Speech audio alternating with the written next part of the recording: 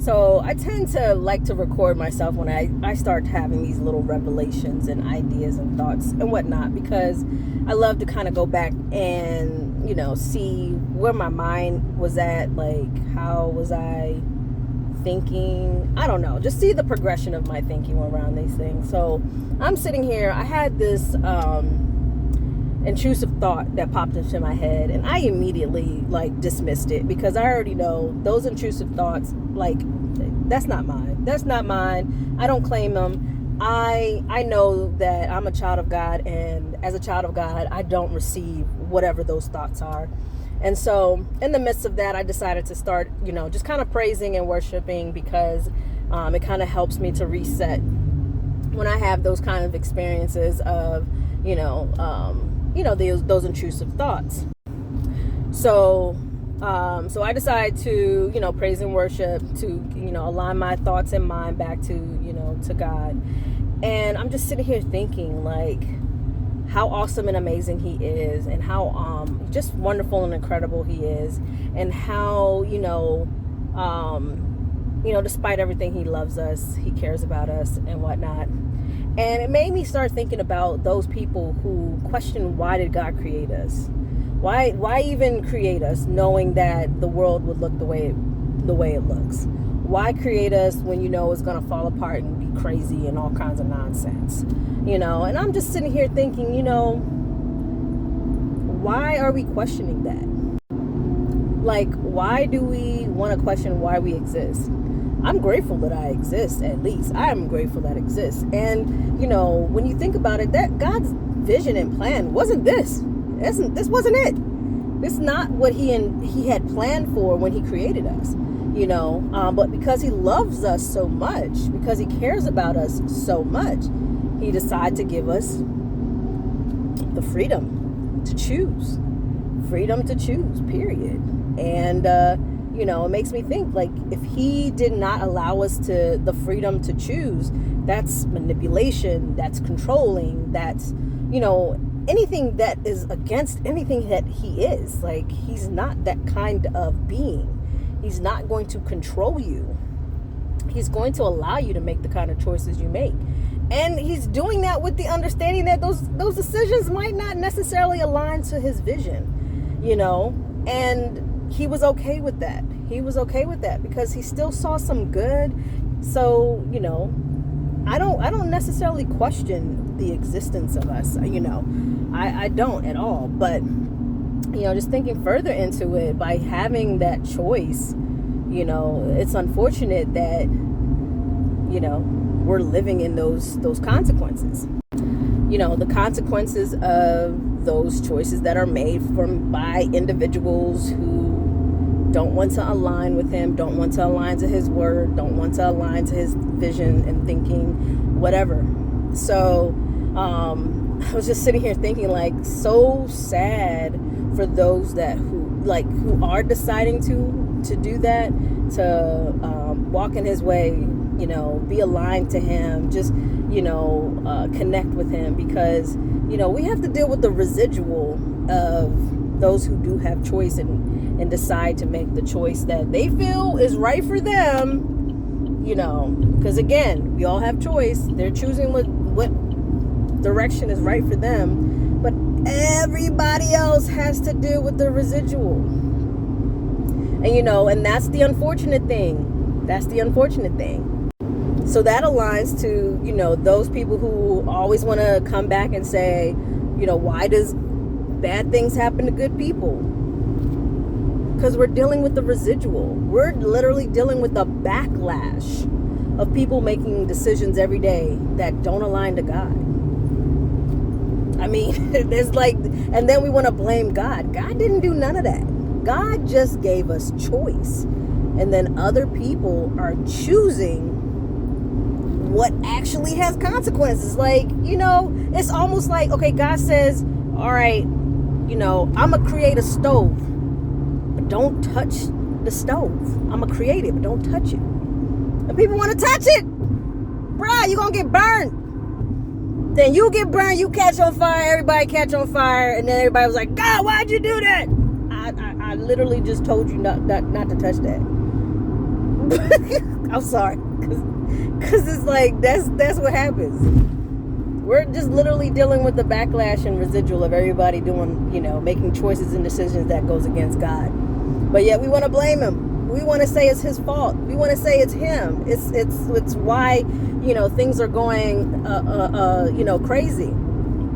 But it's not the case. Not the case. Now, what I will say, though, is I am grateful that he still protects us. He still, he up there thinking like, Lord Jesus, I told them not to do this. They're doing this anyway. I gave them choice. It is what it is. I can't go back on my word because his word is born. Wait, born? Oh, Lord, I just jacked that up. But yes, his word is solid. He's not going to go back on his word. So yeah, he's sitting there like, yeah, they doing this, they doing that. They're not supposed to do that. He still protects us. He still makes sure that we don't even receive the full backlash of the decisions that we make. Yeah, we want to be mad at him. We want to blame him. We want to say, oh, it's his fault. He's doing everything in his power to protect us. And we're doing everything. So can you imagine as a parent? I'm a parent of 2 children. I had to go through this twice. And one's 21-year-old, the other one's 2. Okay, twice in 20 years I had to go through this. But it's like you tell your child, hold on, I lost my train of thought. Okay, I'm back. Because I was like, what in the world was my thought process on that? So as a parent, you are sitting there, your child is like what I just recently experienced. Your child is trying to jump off of the couch, or your child is not being aware of the couch, and you constantly say, don't jump off the couch, or don't jump on the couch. Be careful, be careful, be careful, be careful. Your child don't listen. Your child don't listen. They don't care what you're saying. They have absolutely, they're like, whatever, I'm going to do what I want. I'm going to do what I want. I mean, other than putting them in a chokehold or tying them to the couch so they don't move, what other real options do you really have? Okay? So they really have a choice. They have still a choice. They can sit their tail down like you've been telling them for the last, 20 minutes. You know what I'm saying? Or they can jump off the couch, or they can tumble off the couch. They can do whatever they want. You can only do so much. You know what I'm saying? Unless you're restraining them. And of course, you try to restrain a child. Good luck. Good luck. Good luck. It ain't pretty. Okay? It ain't pretty. So what happens? They tumble off the couch. They tumble off the couch. They get a fall. They bump their head. They break something. Whatever. Something's going to happen. But you've been warning them for 20 minutes not to do it. They do it anyway. Whose fault is that? It ain't the parent. The parent gave them all the tools and resources they needed to make sure that didn't happen. Did they care? Not at all. Not even a little bit. Not even an ounce. They didn't care. They did it anyway. And now they felt it. They felt it. And who they want to blame? They want to blame the parent. At least when you think about society and how they look at God. They want to blame God. They want to say, oh, God, you didn't protect me. What? What? Like, his protection is amazing. His protection is like, oh, God, thank you so much for protecting me. It's a beautiful thing. And he, like I said, he's protecting us from feeling the fullness of what we should be receiving. But it ain't his fault. It ain't his fault. That child decided to jump despite the pleas of don't jump, don't do it, sit still, begging, pleading, everything known to man. And that kid wanted to ignore every little bit of it. Sorry, that ain't God's fault. That ain't God's fault at all. But that's unfortunately how we want to look at things. That's how we want to process the idea of it. And then I'm sitting here thinking about the complete other side of it. Like, if we just really aligned to God's like will and his thinking and his ways, do you know that everything we complain about, we wouldn't have to complain about? Oh God, if y'all only understand how much God wants us to live in wonders, in beauty, in luxury. Like, he wants us to have everything that he even intended for us to have. Everything he wanted us to have. He wants us to have it. To have peace. To have joy. To have happiness. If we could only align to what it is that he wants for our lives.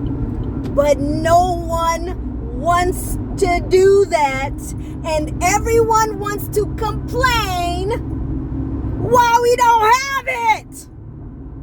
Oh my God. Sorry, I don't mean to yell. But it's just so frustrating. God has said, I want to hand you this on a freaking platter. I want to hand you this on a platter. But we're in a world where people make the choices they make. We're in a world where people have to deal with the residual of those choices that are being made. And here we are. Here we are.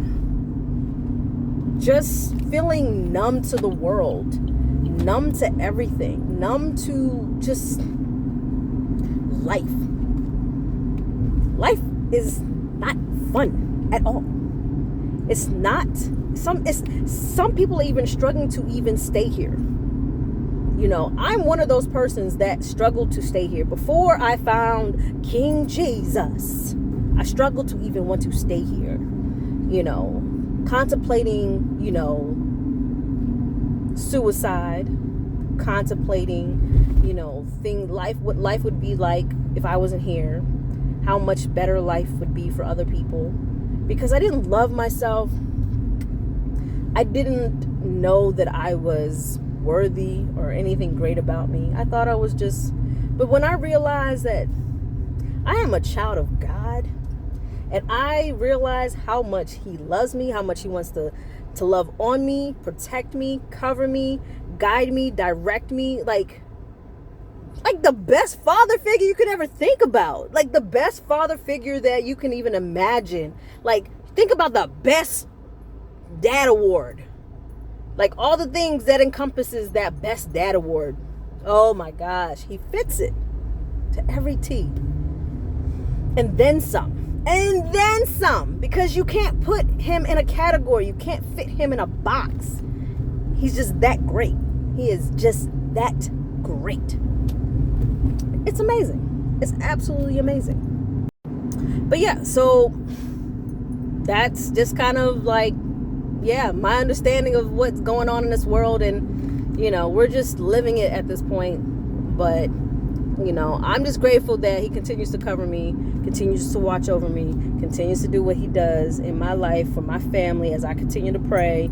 And, you know, it's just unfortunate that so many people miss the connection with him, miss the opportunity to really see, like, you know, who he is, what he's about, and how much love he has for his people that he created. He created us.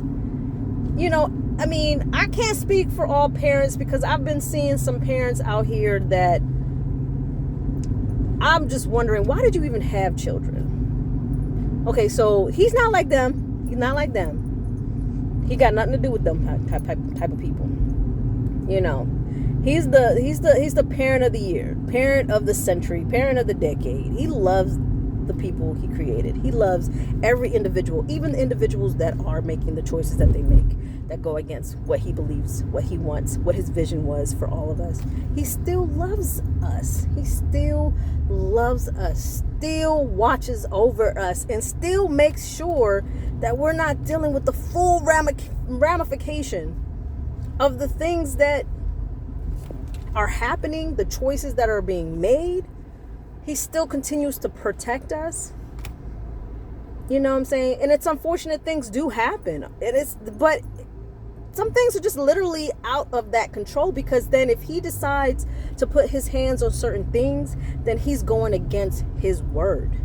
He's going against certain things that he's already implemented. He's like, I've given you choice. So if he steps into certain things, he's basically circumventing himself. And he's not going to do it. He's not going to go back on his word. He's not going to do it. So it's not him. It's just people that are making the wrong decisions. They're deciding certain things. And it's because, we are dealing with a cold world. We're dealing with people who are struggling, with so many things. But if we just align to him, if we just connect to him, everything that you're missing, love in itself. A lot of people just yearn for that because we're made from him. We're made like with every fiber that he is. So we are yearning for the things that he is. We're yearning for love. We're yearning for, protection. We're yearning for that. And if we don't see it, we question, why does it even exist?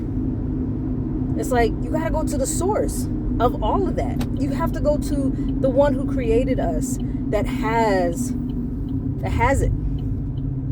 But nobody wants to do it. They're separating us from God so hard. Like, it's so hard how much they go hard on separating us from our own creator. So it's like you have a child and everybody's trying to take that child away from you. They're trying to take that child away from you and convince that child you don't love them. You don't want nothing to do with them. You've abandoned them. You are done with them. And all you're doing is saying, I love this I love these children. I love them. I want them. I want to protect them.